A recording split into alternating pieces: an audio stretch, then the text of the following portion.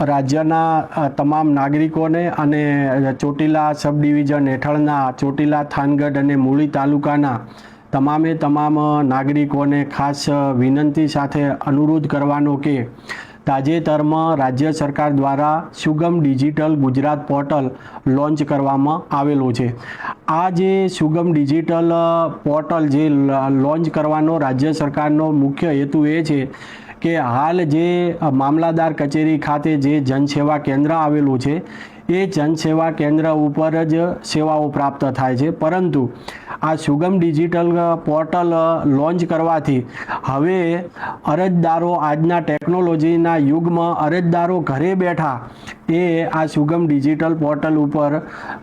જે 14થી પણ વધુ પ્રકારની સેવાઓ ઉપલબ્ધ કરવામાં આવેલી છે એ સેવાનો લાભ લઈ શકે છે। એટલે કે નાગરિકો ઘરે બેઠા અરજી કરી અને ઘરે બેઠા જ આ સેવાઓનો લાભ લઈ શકે છે, જેના લીધે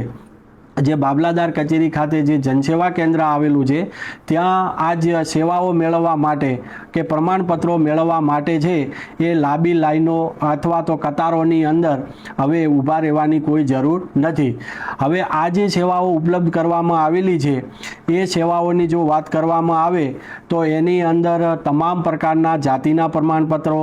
એસસીબીસી અંગેનું પ્રમાણપત્ર, નોન ક્રિમિલિયર પ્રમાણપત્ર, આવકનું પ્રમાણપત્ર, વિધવા પ્રમાણપત્ર, નવું રેશન કાર્ડ કઢાવવા માટે, નવા રેશન કાર્ડની અંદર નામ ઉમેરવા માટે, નામ કમી કરાવવા માટે, ડુપ્લિકેટ રેશન કાર્ડ કઢાવવા માટે, માઇનોરિટી પ્રમાણપત્ર, ચારિત્ર્ય અંગેનું પ્રમાણપત્ર, ડોમિસાઇલ પ્રમાણપત્ર, આવી તમામે તમામ જે